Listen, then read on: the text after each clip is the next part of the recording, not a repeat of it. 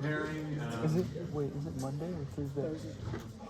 Today we are going to continue with this idea of absolutism that we began on Thursday's class, absolutism, thinking about after, although a little bit today we'll talk about some things that are happening simultaneously with the 30 Years' War, but kind of thinking about absolutism in many ways as a reaction to some kings thinking that maybe they were a little too nice, gave too many rights, and that's what's resulted in this absolute chaos of the 30 Years' War, and then something that we'll talk about today called the English Civil Wars.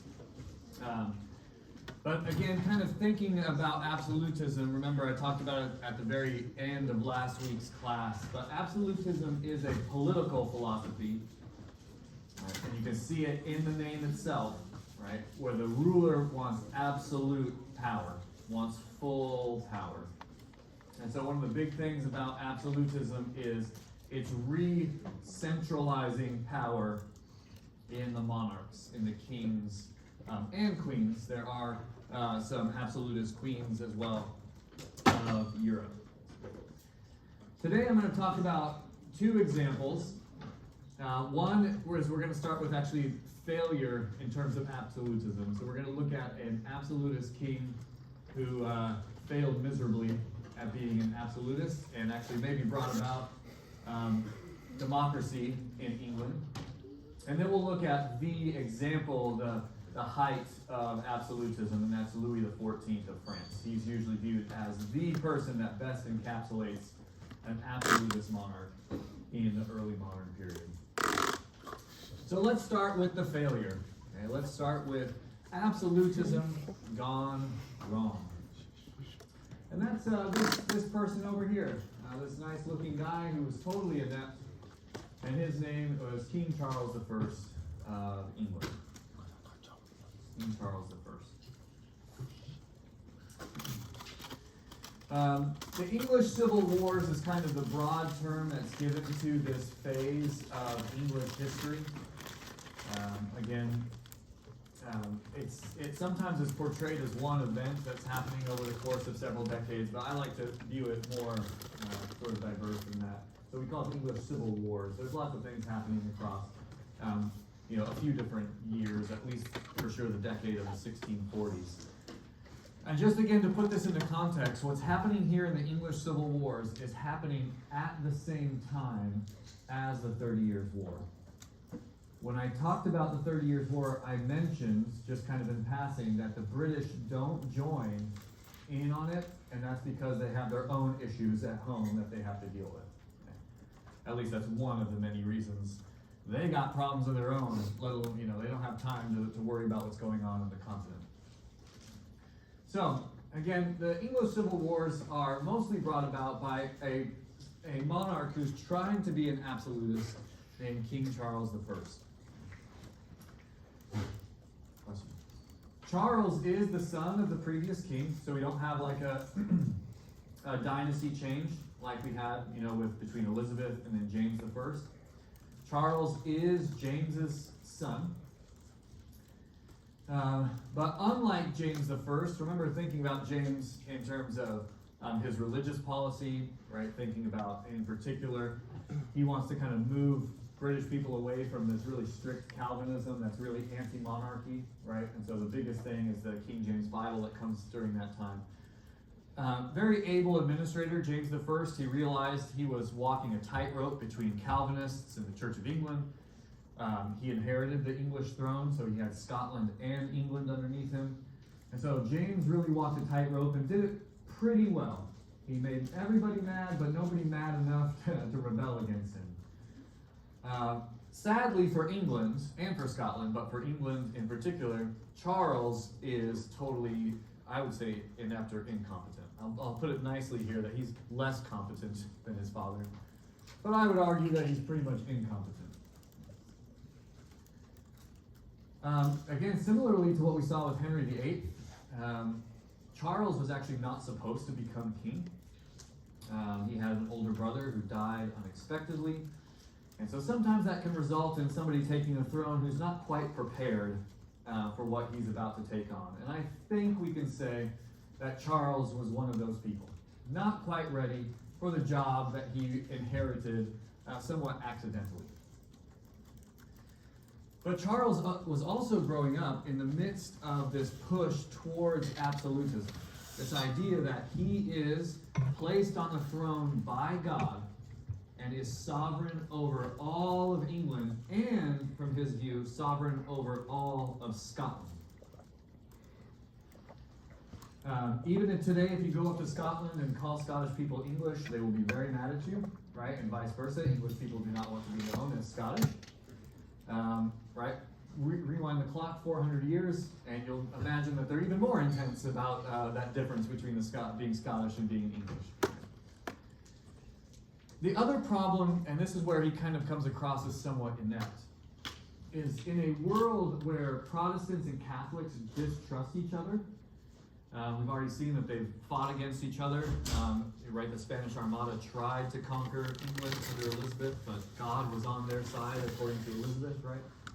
There's a lot of distrust between Protestants and Catholics, and unsmartly, to put it nicely, but maybe I would say stupidly, Charles decides to marry a French Catholic princess, Henrietta Maria of France. Again, just to connect, if you go to England and call an English person French, they will fight you. Today, right, if you go to France and refer to French people as English, they will fight you, right? We've seen in this class at the beginning, started with the 100 Years' War, where England and France fought each other for 100 years. So you already have underneath all of this the animosities between the English and the French, and then you've added on the differences between Protestantism and Catholicism. And Charles made a good political move, right? It's always good to entrench yourself with the other monarchies of Europe, but not in the context that he's living in England, where people are mad that you haven't gone far enough in Protestantism, that maybe you are too Catholic. And Charles his religion was questioned a lot about whether he was a true Protestant. And then he marries a Catholic, and Henrietta Maria was strongly Catholic. She very much believed in the truth of the Catholic Church. So you already have the tensions in England. You already have the animosities between the French and the English, between the Protestants and the Catholics. Charles himself is already questioned by his own people quite frequently. But you know what? He's the king. So this is one of the things that differentiates him from his father, I think, and then what comes later, is he wasn't really willing to listen to advisors or to people, to the masses, let's put it that way. He was the king, and he believed strongly in absolutism. He strongly believed that God placed him on the throne. And so he absolutely made things worse because of his policies that don't even have to do with religion, but if people are already mad at you, already distrust you, and then you start doing other things that absolutism has, entrenched in it, you're just going to make people madder and madder. Yeah, G. Yeah, by being very strongly absolutist, he made things worse. Yeah, and I'll make this point over a few things that he does in just a second. Yeah, good question. One of the biggest things, I don't know if you've heard, but people don't like being taxed. Don't know if you've heard that ever, but this is like a universal thing, right? Two things you can count on, death and taxes, right? Two things you can count on is death and the hatred of taxes by almost everyone. Charles, who's already disliked, but is an absolutist, believed that he had the right to tax his people. Usually at this point, the king has to call parliament, has to call, essentially the democratic leaders in order to institute a tax. And Charles starts bypassing that traditional way of doing things. So this is one of the ways that his absolutism made people angrier, is when you bypass the traditional ways of doing things because you think God just allows you to do that, you're going to make people madder at you. Especially if that thing involves taxing them more. But the perennial issue during our time is that monarchs are always out of money. They're always out of money. Partially because they're always fighting battles. They just can't get over like getting more and more land. And so it almost always results in more taxation. More taxation. And we'll see that happens with Louis in France as well, but he's successful with it. And so one of the things that Charles does is he starts to expand taxation too far.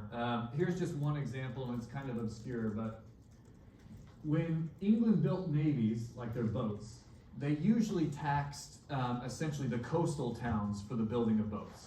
It was kind of like a, hey, you live on the coast, jobs are being created to build these boats, so we're going to tax the coastal towns, and like the inner towns that aren't on coasts will avoid that tax.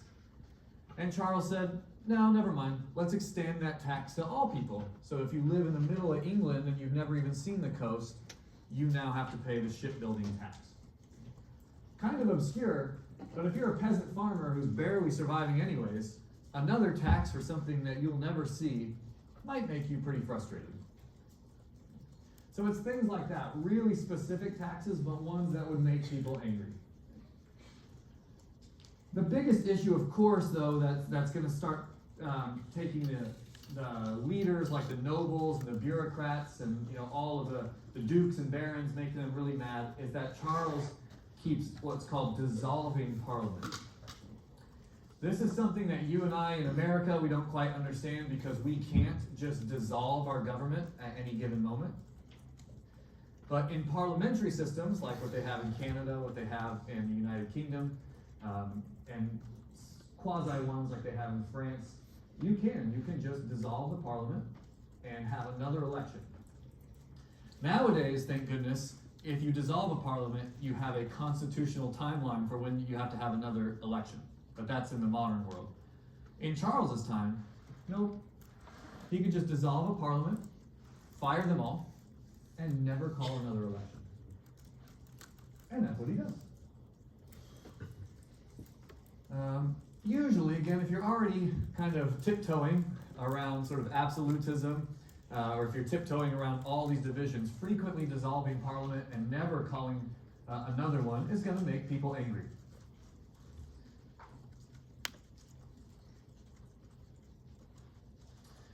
Oftentimes, this time of his rule between 1629 and when the Civil Wars begin is called Charles's personal rule. He did not call Parliament at all for that 11-year period.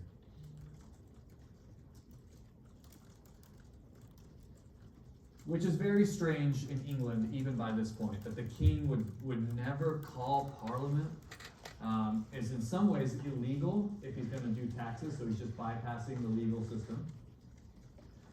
And just against custom. You don't do that. You call Parliament for advice. Even if you're not going to take it, at least you're giving them the honor of calling them for advice. And so for 11 years, he rules essentially alone. Of course, making things worse and worse. But he had support for this, right? As we'll see, or as you've been able to see in readings, that all of these absolutists had essentially what we would call ministers, or here in the United States we'd call them secretaries of commerce or secretaries of treasury, something like that. But they all had advisors that supported them. The most famous from pop culture at the very least is Cardinal Richelieu in France, who's always a bad guy in The Three Musketeers. A real human being, a church cardinal, and essentially a minister of finance in the French Empire. In England, they had similar things going on there, where you had ministers, both literally and sort of secularly, what we would call secretaries, who helped to support absolutism. Charles had an Archbishop of Canterbury named William Laud, who was very strongly pro-absolutism, especially when it came to religion. So, William Laud was the Archbishop of Canterbury, which, if you remember, that makes him the highest religious official in England. Remember Henry VIII when he broke away and said the Pope now has no power here? The new sort of church leader became the Archbishop of Canterbury. Yeah. Church leader in England. Yep. The Archbishop of Canterbury is the highest church leader. But one of the things that Charles and William wanted that James, his father, did not, right? James is trying to walk the tightrope in a different way. Charles and Laud do not want religious diversity in England. The nice way to say it is that they wanted religious uniformity. That's how they put it.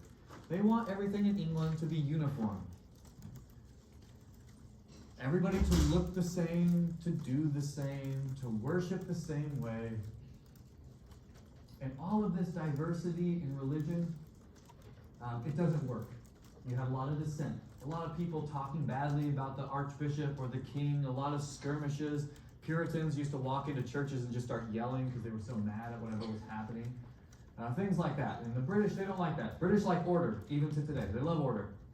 Orders and tradition. And so Charles and Laud worked together to try to push what's called religious uniformity. Everybody in England, and this is the big mistake they make, everyone in Scotland should look the same way when it comes to worship. So the way that, again, this is where religion is so intertwined during this period.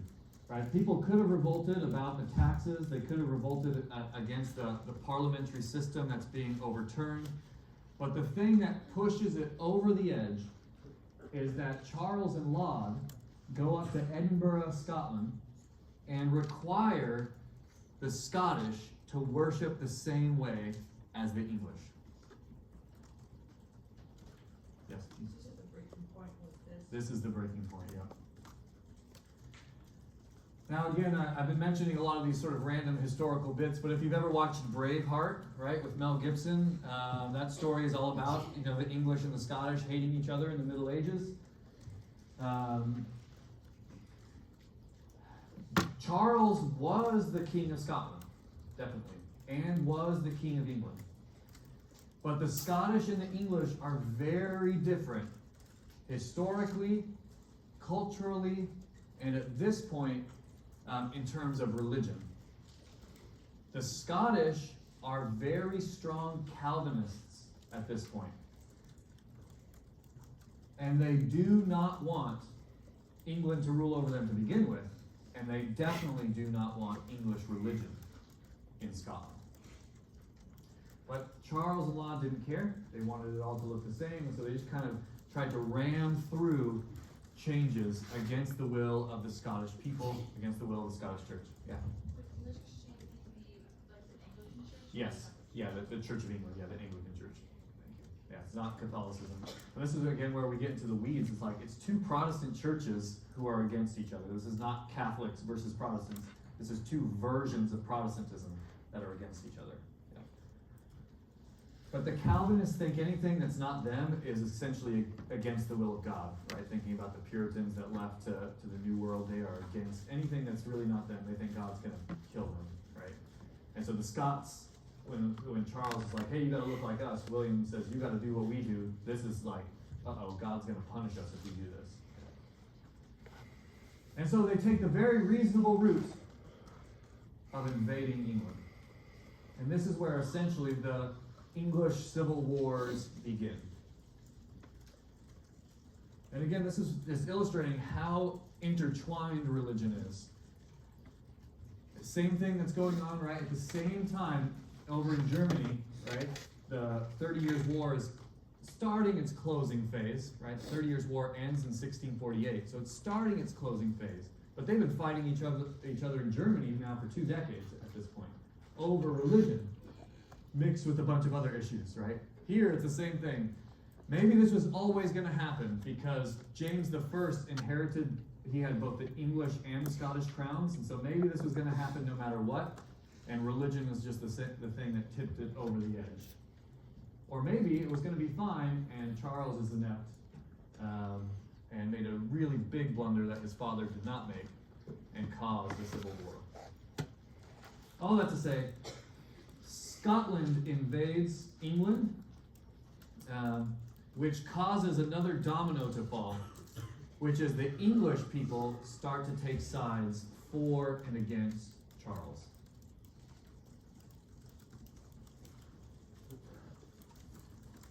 Again, there's a lot underneath all of this, as you can imagine, but what happens here is that the English, who are already mad at Charles as well for his taxation policies, his dissolving of Parliament, they now take the opportunity to also rise up against Charles. This is the time that they can begin to act. And so they start to take sides, and the two sides are, and again, you can see by their names, right, that they're trying to get something across. But you can imagine the royalists are those who side with Charles, and the parliamentarians are those that side with Parliament.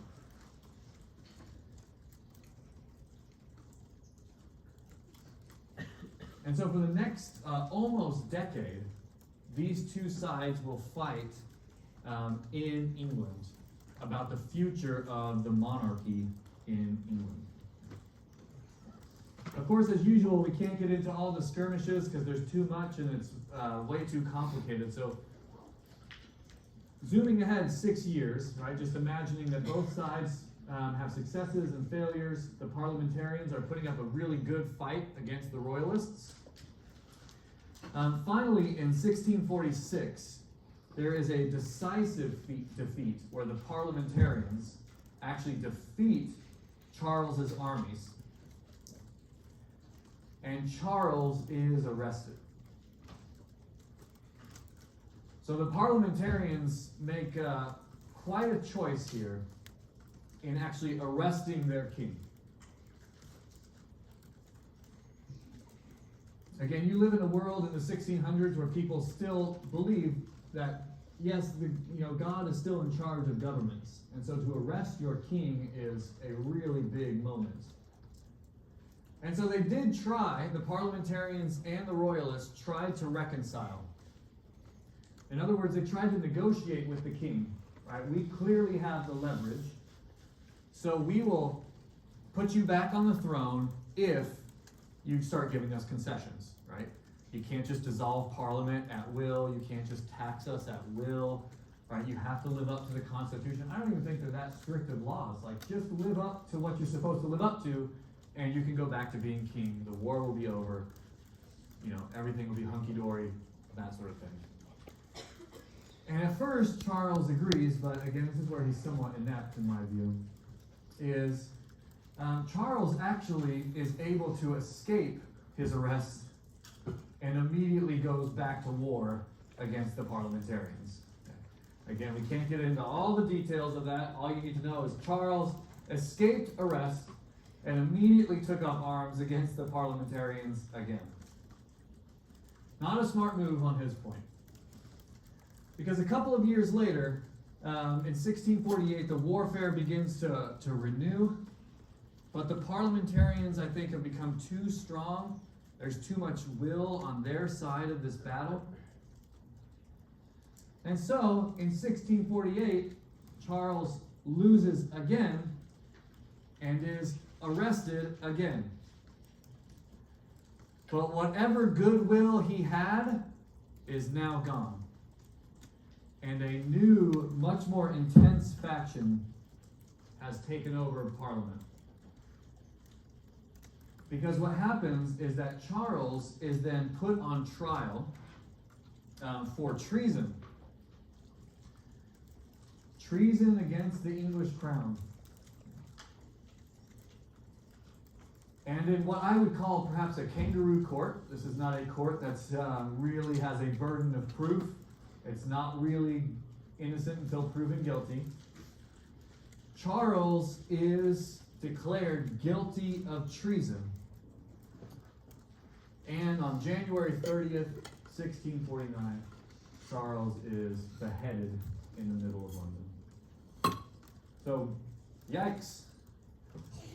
That got out of hand really quickly. He should have just taken whatever they needed in that first reconciliation. Whatever they wanted, he should have just done. But again, this is absolutism gone wrong. I think there's some part of Charles that always believed that he really doesn't have to listen to these people at some level. Here's a depiction. So executions were not private. These were not family-only affairs. These were not things that were supposed to preserve the dignity of the person being executed. This is a depiction of Charles's execution in the middle of London in 1649. And you can see everybody came out to see it. Very common in the medieval and early modern periods for the whole town to come out and witness an execution. Let alone the sheer audacity of executing a king. This would have been like, the Super Bowl of things to do that year. Obviously even bigger than that. You don't execute kings very often. And so this would have been a once in a entire epoch moment. And again, sadly, you can see some of that here. You can see Exhibit A in the middle, which is sadly Charles's corpse. You can see people who are literally like fainting. You can see a woman who's fainted over here on the far right-hand side.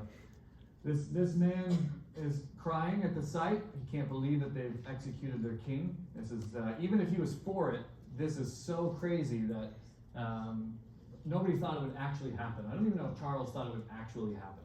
Like maybe he thought at some point they're just bluffing to some level. Nobody kills their king. And yet he was the one to be beheaded. And these were printed on, as you can see, it's a nice woodcut, easily reproducible in a printing press and sold all throughout Europe. You could go and buy this at markets, and have your print of the recreation of, or the photograph, we might say, right, of what happened at Charles's execution. Only for this period between 1649, his execution, and 1660, this is the only time in England's entire history, including today, in which England did not have a king. This is the only time in which England is considered a republic. A government of parliament that has no monarch. Even today, England is referred to as a constitutional monarchy. It is not considered a republic. Bless you.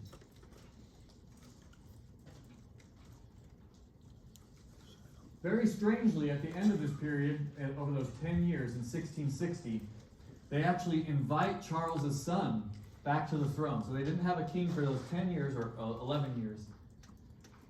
And then they decided that's not working either, and invited Charles' son to come back and to take the throne, and that person became King Charles II. But he had lots of limitations placed on him in order to re-accept the throne.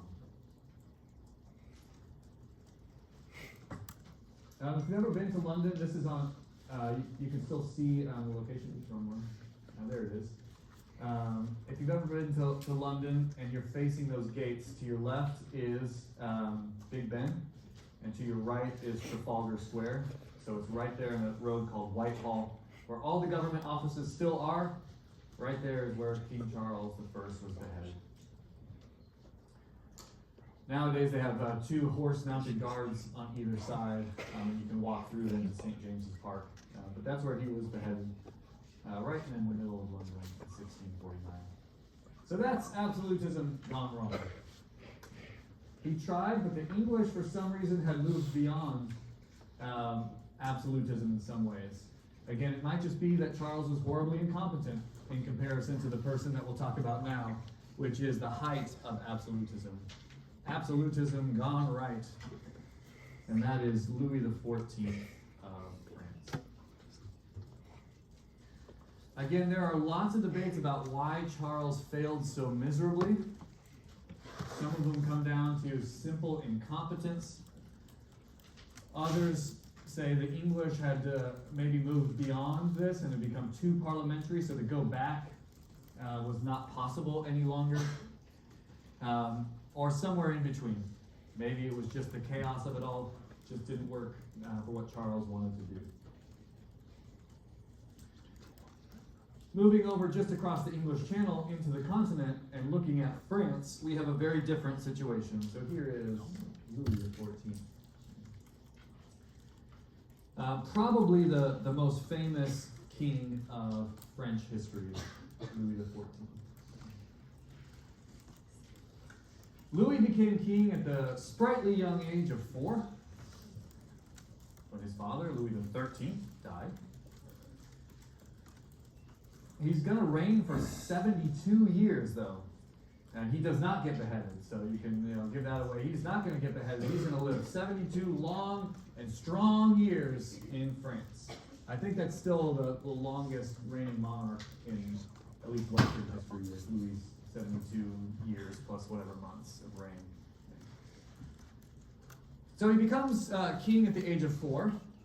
And like what we saw with Edward VI, when Henry VIII died, he can't just become king at 4. Nobody's going to listen to a 4-year-old, right? So the person who's really running the show at this stage is his mother, Queen Anne. And this is a little bit confusing because I have her on here as Anne of Spain. But she is the Queen of France. She was married to Louis's father, Louis XIII. But she is a Spanish Habsburg. Remember the Habsburgs? They're the ones that, caused all the trouble to some degree in the 30 Years' War. Many of the Habsburgs are the emperors of the Holy Roman Empire.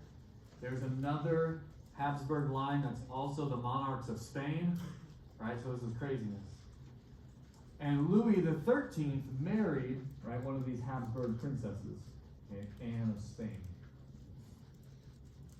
And so now you have the French monarchy and the Habsburgs, and so a lot of people, kind of like what I just talked with Charles, a lot of French people were very skeptical of Anne because they thought she was essentially a spy. She was gonna, and sometimes she did, to be honest. She would send information back to Spain, back to her father and to her household that was against the greater good of France. And so there was a lot of hesitation when Louis became king, because traditionally it would be the case that the queen mother, his mother, would have become what's called the regent, a sole regent, somebody who's working for the king when he's too young to work for himself. At first, they tried to diminish Anne's power by instead of having what's called a regency council. She would be a part of it, but there'd also be a bunch of other helpers to make sure that she wasn't being too pro-Habsburg. But she was extremely loyal to France. Once she became regent and her son was now king, she was extremely loyal to France and ended up being an extremely formidable pro-French regent.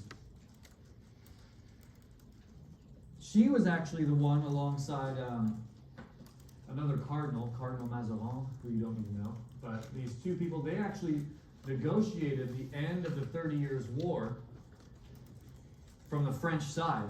And remember, I told you at the end of the 30 Years' War that the nation that actually ended up winning all of that was France.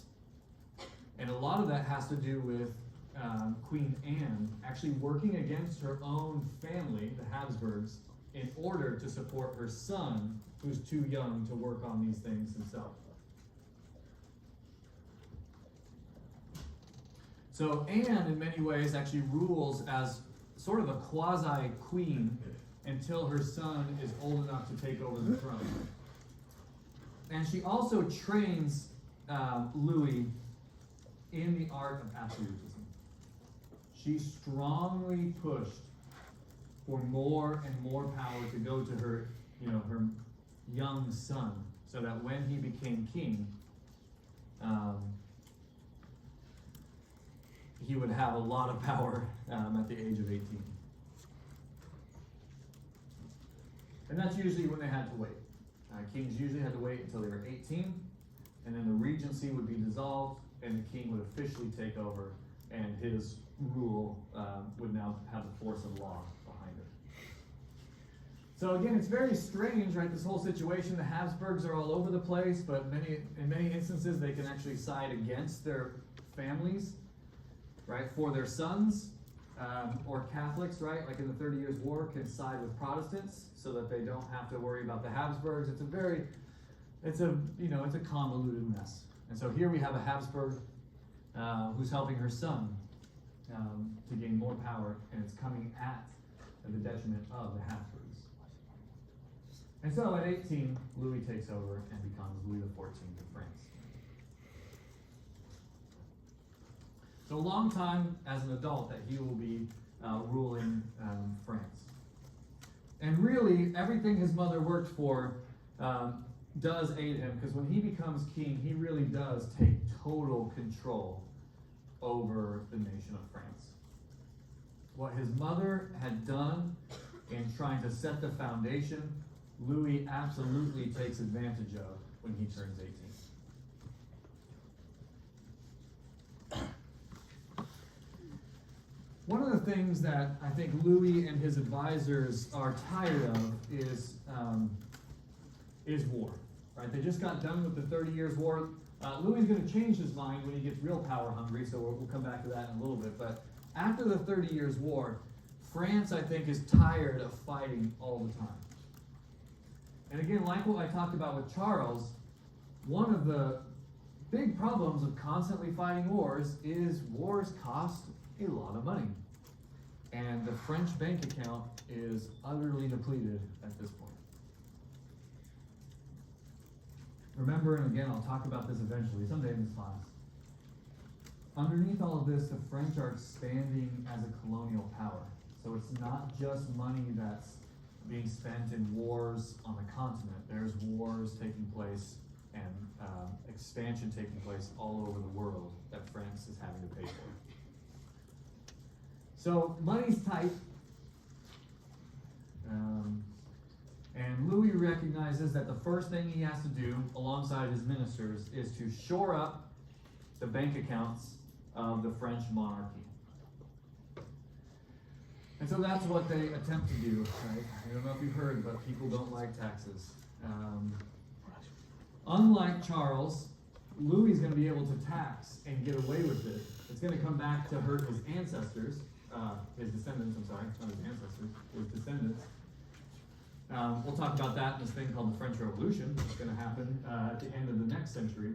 But Louis is going to reform taxes in order to, again, build the French bank account significantly, because it's been depleted so much due to all the fighting. So one of the things that he did, and again, we see this a little bit happening currently, is he leveraged what are called customs duties. France had a couple of different customs duties, but this is essentially the tax that's paid on things that are imported and exported, right, from your nation.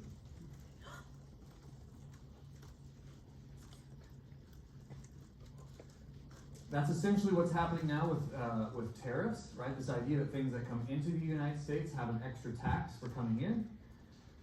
That's very much what a mercantilist also would have thought of in terms of tariffs, right? Remember, mercantilism is a key part of absolutism. If you don't remember, like, what the heck is mercantilism? I talked about it on Thursday. Mercantilism focuses on your nation over other nations, because mercantilists believed that there were only limited resources in the world, and for you to grow, somebody had to shrink. It couldn't be all boats float up. It had to be one or the other. You're either shrinking or you're growing. And so one of the ways to protect that was customs duties, right? When you import something, the duty is higher, the tax that's paid is higher, to protect French textiles, French manufacturing, and of course to grow tax revenues. So that's one of the things that they reformed is customs duties. Another thing that they reformed is what's called the salt tax. In France, again, this will come back in the French Revolution, but in France, they taxed the amount of salt that you used. France produced a lot of salt. Again, this is kind of a mercantilist program, but France produced a lot of salt. At some points in French history, you actually had to buy a certain amount of salt every year, essentially as a way to boost revenues. They also reformed the land tax. Again, we have this here in California still, right? If you own a piece of land, you pay taxes on that yearly.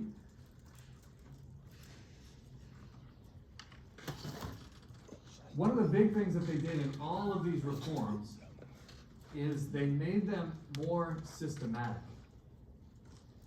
In the past, France was very loose about making sure that people paid their taxes. You know, it was like from time to time they would send out, tax collectors and they would collect the tax, but it was always kind of a game that was being played. Lots of people didn't pay their taxes correctly. Lots of people bribed the tax collectors, right, to ensure that their tax amount went down. It was just very hodgepodge. Tax collectors in France were actually paid based upon a percentage of what they collected, and Louis got rid of that, paid them salaries to make them more systematic. Just go do your job, collect what you're supposed to collect. And so a lot of this actually wasn't raising taxes necessarily, but essentially stop being so inefficient in collecting taxes. Which of course for many people who had taken advantage of that loophole are now paying their taxes, probably felt like a tax increase, but really they were just paying according to what the law had stated.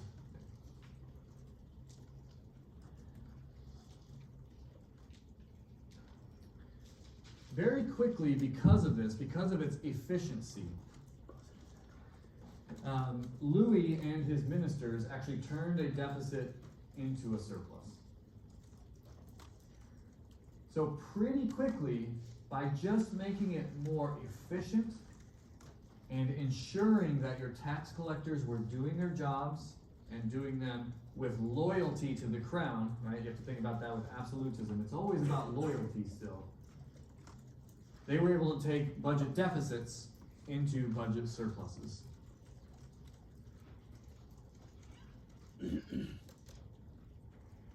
Now, it didn't hurt that the French, at this point, as I've said, have a lot of colonial revenue.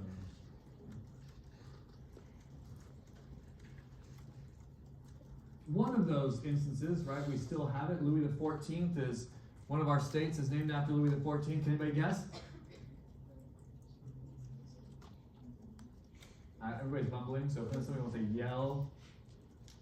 What state is named after Louis? That's right. Louisiana. That's right. Louisiana in French is La Louisiane. There it is. The colony named after Louis. That Louis. It's not just Louisiana, but if you think about the Louisiana Purchase that'll happen under Napoleon in 150 years from where we are, it's Louisiana all the way up through into Canada, right, into Quebec. Hence why the Quebecois still speak French up in Quebec. One of our major cities in the Midwest, in the middle of nowhere, is called Saint Louis, or St. Louis, right, named after an old French king. And so they have that big section of North America. That's not the major revenue builder. There are revenues coming from Canada, whether it's furs and lumber. Louisiana is producing first tobacco that doesn't work so well, so then they move on to sugarcane and cotton. So there are some revenues coming from Louisiana, but the big thing that helps to boost them is a new cash crop. Again, we'll talk about this in depth when thinking about colonialism as a unit, but a cash crop called sugar, which is developing in the Caribbean substantially. And the biggest area that's producing these revenues for the French is what we now call Haiti.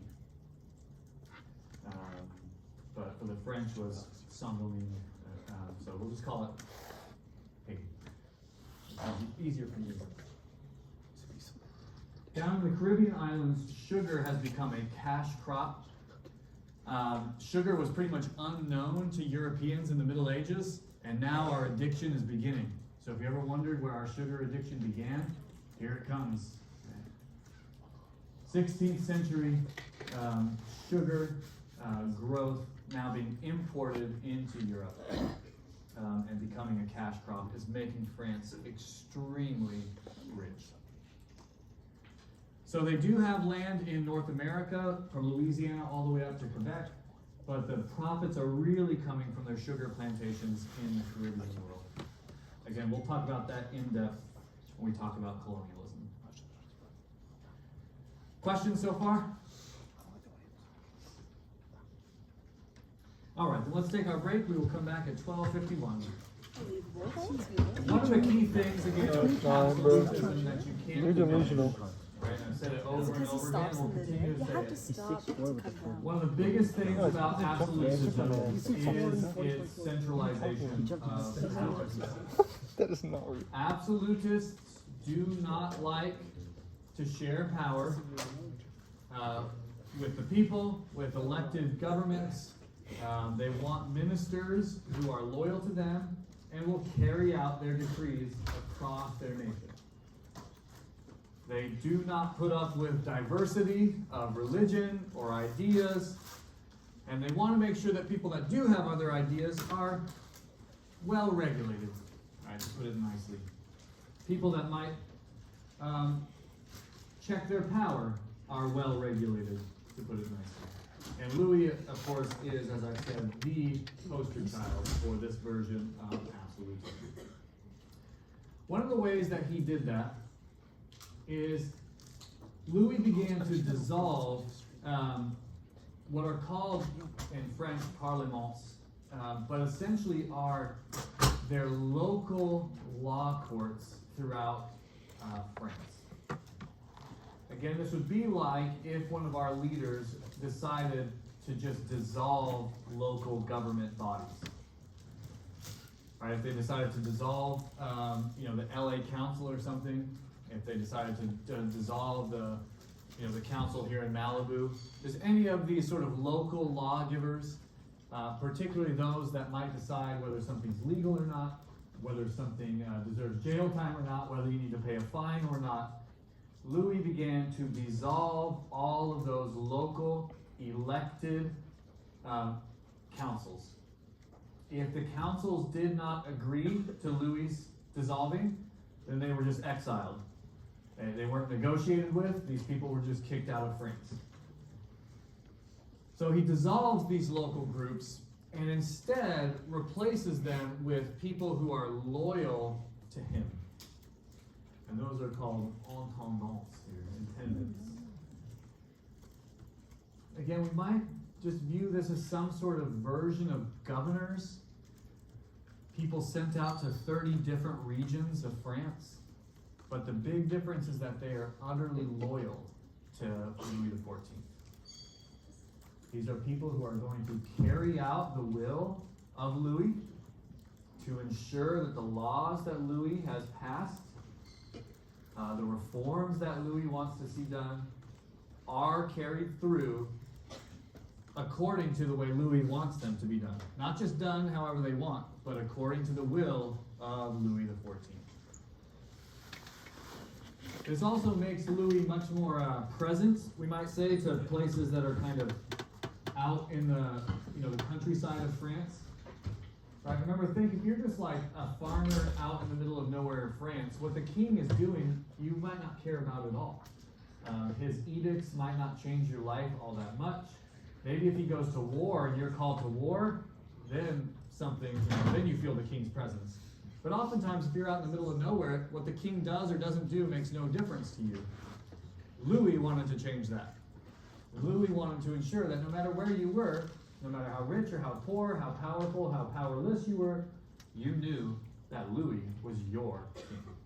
And you owe him loyalty. So these intendants were not just there, to make sure laws were passed, but to make sure that you felt the presence of the king. Even if you were in the far-flung reaches of France, you knew that Louis was your king. But like Charles, Louis did not care about any of the sort of democratic institutions that were already growing in France. And so like Charles I of England, Louis never called their version of representative government, called the Estates General. That's kind of the French version of maybe their House of Representatives or Senate, maybe just a way to make you think about this. Louis never called them in his 72 years of reigning, never called them.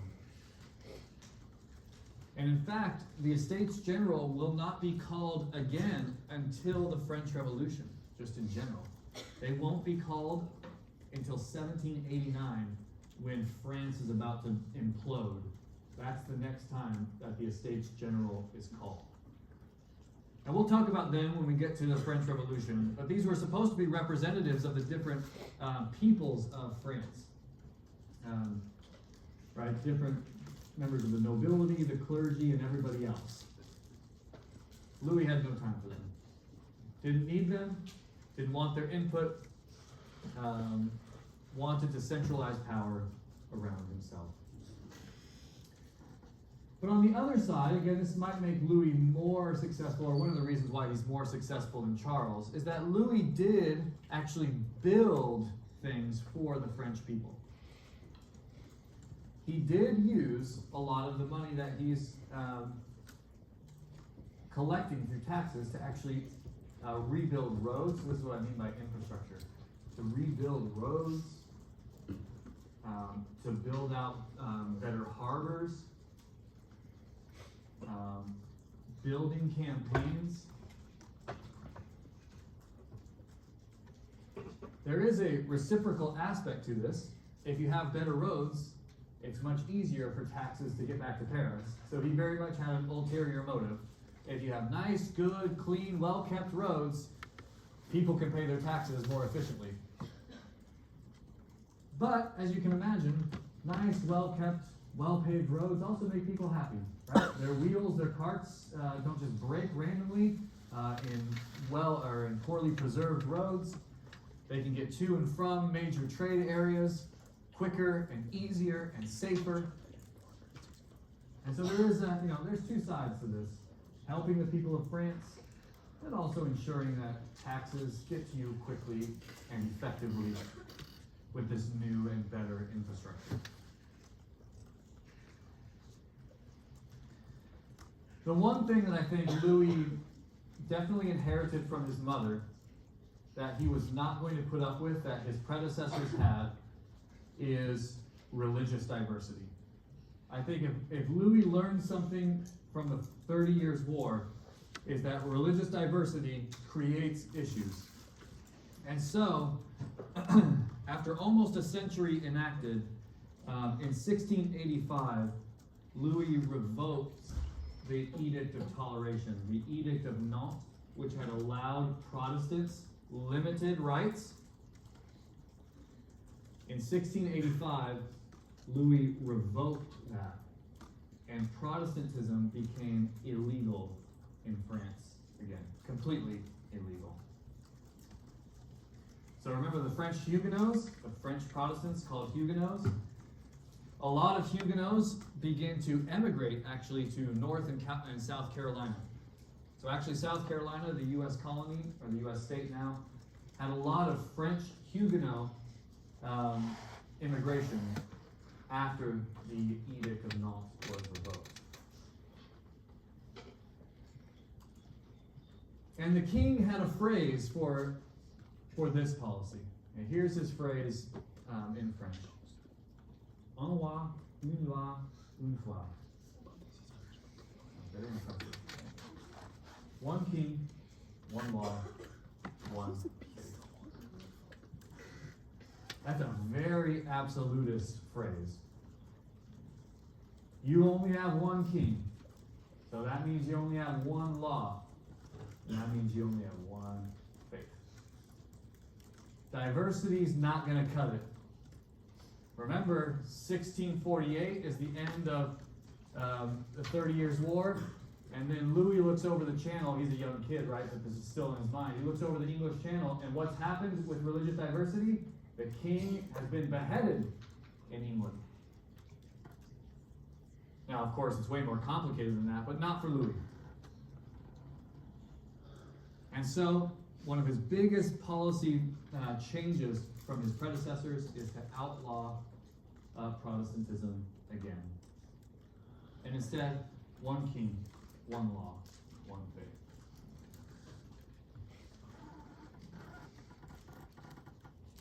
So again, centralization, I don't think we can sort of, I don't know. I don't think I can overestimate it, let me put it that way. One of the biggest ways that the king wanted to illustrate this, right, because visual culture is really important, is he decided to put literally his money where his power and where his mouth was. And one of the greatest things that Louis gives to us, we don't have to deal with Louis, thank goodness, but we get to inherit this amazing place, is that Louis built himself a new palace a few miles outside of Paris called the Palace of Versailles. Who's been to Versailles? You should all go. It's amazing. It's not too far out of Paris. It's not that expensive to go to either. I made the mistake of going to Versailles first, and then I went to the White House, and I was like devastatingly sad. You know, it was like a check on my American pride where I was like, oh yeah, Versailles, walking around, and then you go over to the White House, like, holy cow, what is this, a farm? And you know, Versailles is like, whoa! And then the White House, you're like, oh boy. But maybe it was worth it not to have Versailles here in America, because the sheer amount of money, as you can imagine, that goes into just this is astronomical. This is a method of absolutism. Major monuments, right, that back up the power of the state. But Louis had even deeper things planned for Versailles. So right at the outset, for sure, Versailles is intended to evoke royal power. Right? When you see it, you can't help but say, whoa, the king is very powerful. Right? And his prestige, his influence is massive.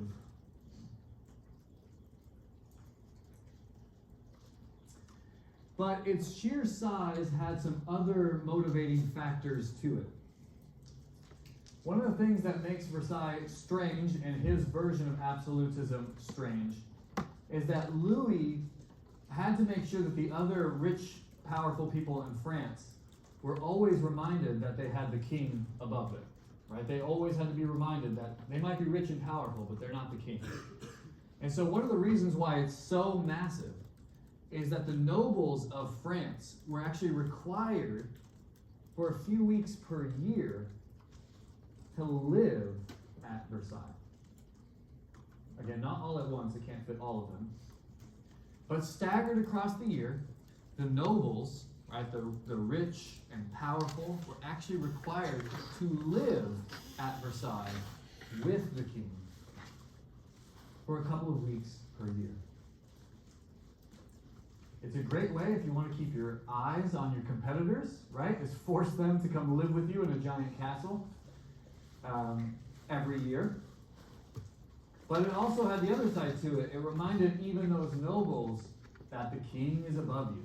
The king is stronger, more powerful, richer than you. And then, of course, Versailles and Louis were always trying to essentially bribe them, right? Essentially trying to appeal to their egos by allowing these great nobles to witness the life of the king. In other words, it made Louis probably exactly what he wanted. He is the center of everyone's attention.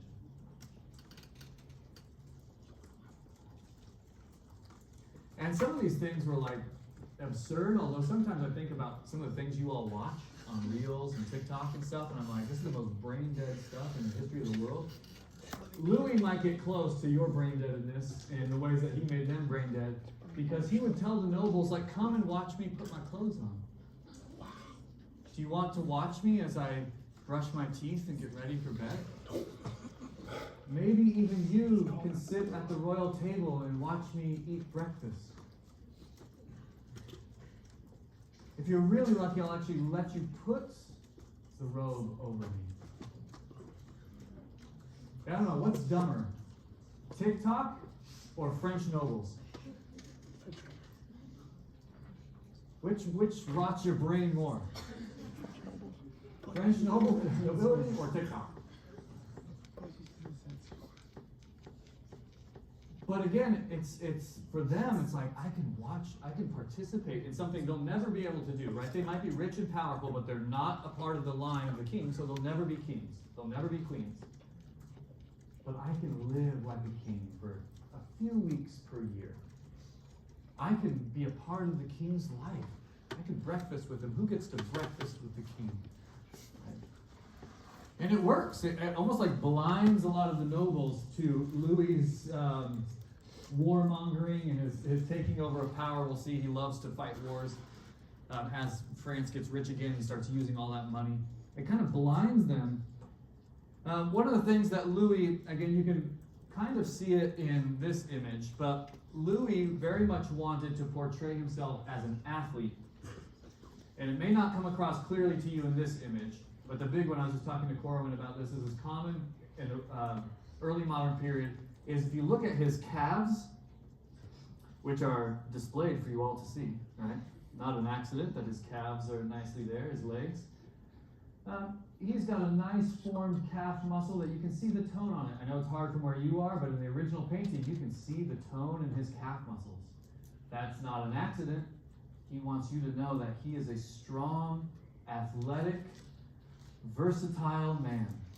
And if you're lucky, one of the things he was trained in that apparently people would die to see is he was a great dancer. There is Louis XIV.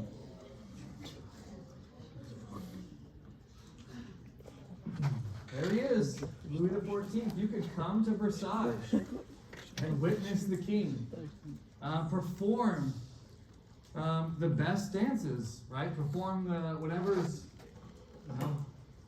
in fashion at that time. Different types of ballet and dance that royals were oftentimes meant to be able to do, right? In the same way that perhaps they should be able to fight, they should also be athletic, to be nimble, to illustrate that through actually performing. So he would bring the nobles to Versailles, and then he would perform for them. And they weren't embarrassed about it at all. Look at that. One of the nicknames of Louis XIV is he's called the Sun King, S-U-N, King, and you can see that in this depiction. Right, he gives light to all things, just like the sun, right? This guy's ego is through the roof, right? The Sun King, Louis XIV. You could go to Versailles, you could watch the king dance. He's with it. He's one of you. He's with all the fashions. He knows what's best on the cutting edge of artistry, and he can perform. You could go hunting with the king in Versailles. Right? Again, another major part of what it means to be a king in the medieval and early modern periods is to be able to illustrate your ability as a hunter. Obviously, as we've seen, sorry to get rid of this image, which is beautiful, but as you can imagine, in Versailles, there were many places to go hunting, right, in and around the area. So you could come to Versailles, you could go on the royal hunt with the king himself. Everything in life at Versailles is situated around keeping the nobles occupied. Just to pretty much put it out there. He knows you're rich, he knows you're powerful, and he knows he needs to keep you occupied. If he can bribe you, if he can appeal to your ego, if he can make it seem like you are special, Louis will ensure that that happens. Because then you won't complain. You won't call whatever armies are loyal to you, and Louis can keep on with his centralization of power. So Versailles is all one big trick, essentially, by Louis. And it's a trick that worked. Not on everybody, of course, but it's a trick that worked in keeping, again, he was in power for 72 years. That's like unheard of. Without some sort of revolution, without some sort of pushing back. Other nations around them, so if you go to Vienna someday, You will see a copycat of Versailles because the Habsburgs and others tried to copy absolutism. So you'll see a copycat there. This is what that one, it's all right. Schönbrunn Palace in Vienna, Austria, it's all right. But it's pretty much built to copy Versailles to a degree. But maybe they don't quite have the wealth that Louis was able to produce. But his version of absolutism absolutely spreads to other kings and queens who want to copy the ability that he has to keep people in check. And he doesn't seem to give up many concessions, right? That's what the usual thing is okay, if the nobles want something, in order to keep them from complaining, give them a concession, right? Give them a little bit more power, give them fewer taxes. Louis seems to have not very many concessions for the amount of time, power, time he reigned and the amount of power that he had. And he needed it because Louis notoriously loved going to war. Loved it. After the 30 Years' War, you think again that he would learn his lesson about just how devastating wars can be, the unintended consequences of war. Like what happened to the Habsburgs in the 30 Years' War, they actually ended up losing land. You always have the risk that you go to war and you lose it, and you actually lose borders, right? Your power, your sovereignty shrinks. But Louis loved it. In one way, Louis had a practical reason for this. After the 30 Years' War, France had taken land away from the Holy Roman Empire. They had stretched the borders of France farther east. And so Louis knew he had to essentially have a show of power at some point. He had to be able to secure that newly annexed land after the 30 Years' War and to solidify his power in the Northeast, which is surrounded by different Protestant groups, the Habsburgs. Obviously, England is close enough that you just never know, right? And so he has to, in some ways, be very practical. He just gained land. He has to make sure it's secure. But he's also an egomaniac, and so he really needed to essentially keep fighting for his own glory and his own power. He takes on wars that pretty much result in nothing, which I'll tell you about in just a second. And it seems to not check him at all. Like, why not? Just throw more and more soldiers at a different area. Why not? I'm the Sun King. He had another phrase that's not on here, but he used to say, the state, it's me. What a phrase. What a guy. L'état, c'est moi. Right? I wish I could say that. The class, it's me. Right? I am this class. Louis had that level of ego. The state, it's me. So why not throw wave after wave after wave of French or mercenary soldiers for little to no gain? One thing he had to do was he absolutely had to expand the French military. Right? Again, that's a very costly move. Again, I was just talking about this, but the revenues that he had created, every time essentially at this point he gets another dollar, he spends it. And so taxation continues to be more and more ruthless because every dollar that comes in, obviously they didn't use dollars, but every dollar that comes in, they spend. This is also the time where we're starting to see something that now you and I take for granted, which is the idea that nations have something called a standing army. We have the U.S. military branches, right, which we have men and women who are not actively at war but are still members of, right, that's their careers. Actually, in the history of the world, that's not an old thing. That's actually a relatively new phenomenon. Most people, right, had to go back to their farms. They could not just be ready to go to war. But one of the things we're starting to see change under Louis is that idea that you would have essentially a French national army in some ways, right? What we call a standing army. And part of the reason for that is Louis likes to go to war.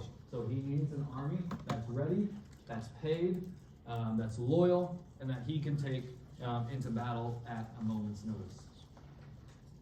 So we're starting to see that development of something called a standing army. Again, something that now you and I take for granted as being a normal thing, at least here in the United States, is now kind of coming into fashion in the European world. And so he essentially invades the Spanish Netherlands. This is going to get into, again, some of the weeds. The Netherlands exists today as a cohesive country in the northern part of the continent of Europe. Let me see, this map might be able to show us. Yeah, there we go. Up here in the top left in that yellow, you can actually see the Spanish Netherlands. Again, the Habsburgs are everywhere. So when you see Spanish Netherlands, what you're really saying is that the Habsburgs of Spain are in charge of that part of the Netherlands. It's craziness. But Louis invades there, even though those people are related to him, right? The Habsburgs are related to him, but he's not a part of, their official line of succession. And so he starts there. It's on their northern border as well. Why not push even farther back against the Habsburgs by invading the Spanish Netherlands?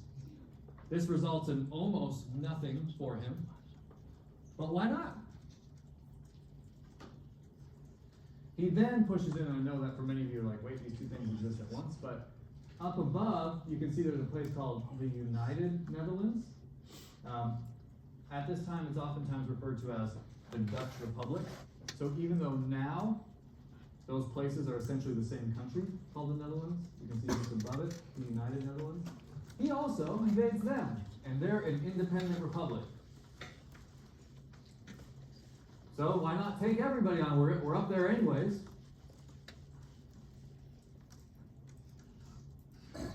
The Dutch Republic is, even though it's very small, is very rich. Again, behind the scenes, the Dutch are also major colonizers of the world at this point. And they've become very rich as bankers and again as colonists. And so they can put up a fight against even somebody like King Louis XIV. And then he had tried even more to expand his borders even farther east into Germany. Right? Absorbing some of these places that are kind of on the border of being French and German anyways, just by their culture. Some of the lesser nobles of the German world that barely have any power. Louis tries to essentially annex those into France as well. He probably has the most success here, but it's like minuscule. You really feel like Louis is just trying to show off how rich and how powerful he is. Because throughout these 72 years, he fights pretty much most of his adult life. And the borders of France barely shift in Europe. Again, the New World's a totally different thing, right? Colonization, totally different. He's in charge of that, but the results of that are very different. In Europe, the borders of France barely shift. So again, a dollar comes in, a dollar goes out, right? Millions of dollars come in, millions of dollars go out. Whether that's on Versailles, or on these soldiers, on wars that, again, do very little to expand French power and prestige. But Louis seems to have just believed, as the absolute king of France, as the Sun King, and again, I think after ruling for so many decades, right, at some point, maybe he just viewed himself as being unstoppable in some ways. Sure, he loses battles, but he's still the Sun King. He is still King Louis XIV. And so he continues to fight even when it's resulting in nothing and in fact just draining the resources of the French.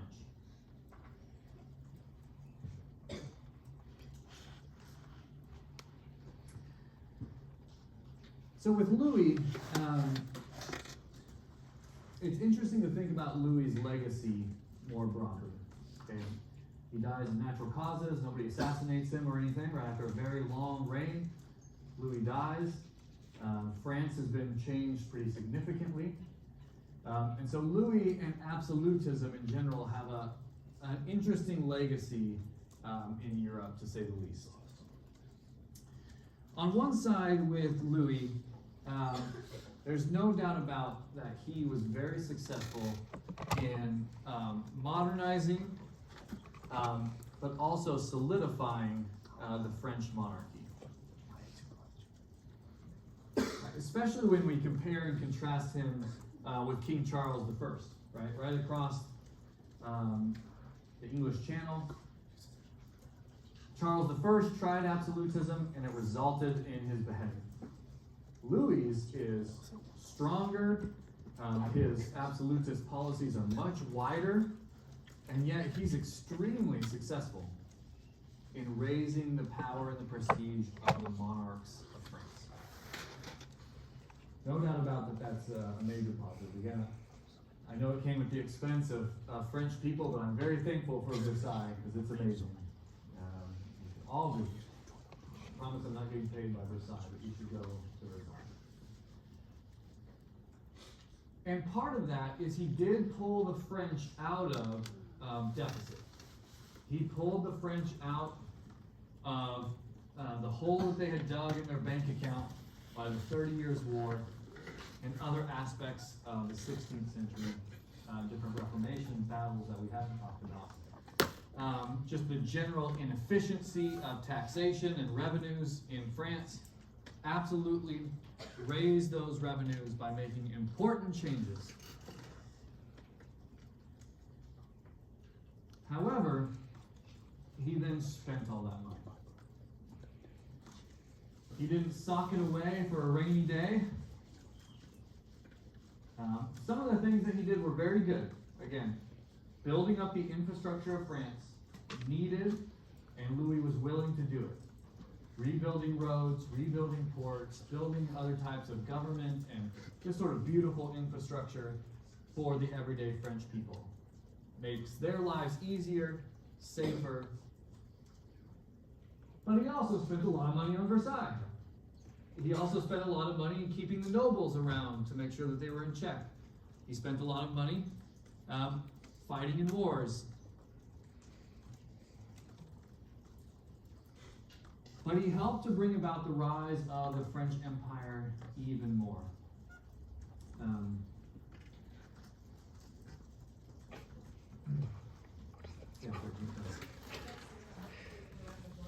The French Empire. French Empire. Again, across the world, if you think about, again, the spread of French colonization in North America, French colonization in America and Canada, there's French colonization all the way over into India, French colonization in particular in the Caribbean.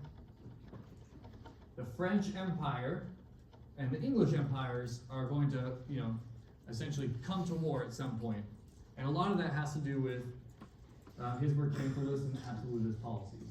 Of course, we can debate whether any of that is a good thing in the long run, but for his people in his time, they would have considered that very good. He strengthened the French Empire that allowed it to stay solvent longer than some other empires.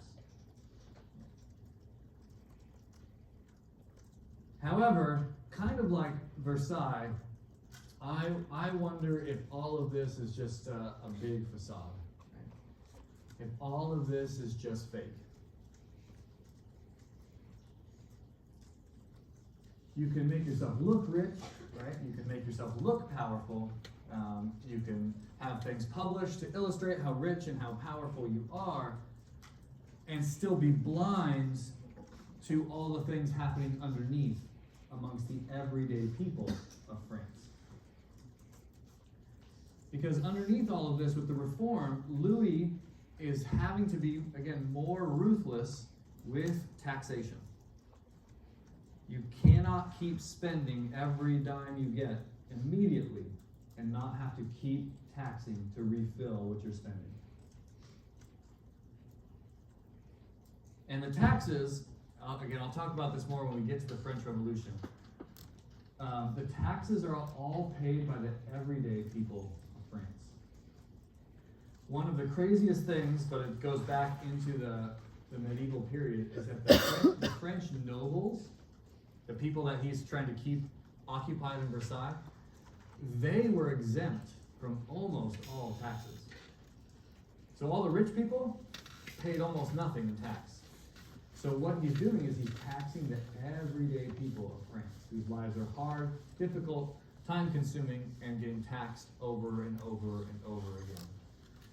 So I would argue the choices Louis made in the late 16s and early 17s are going to affect his descendants in the French Revolution.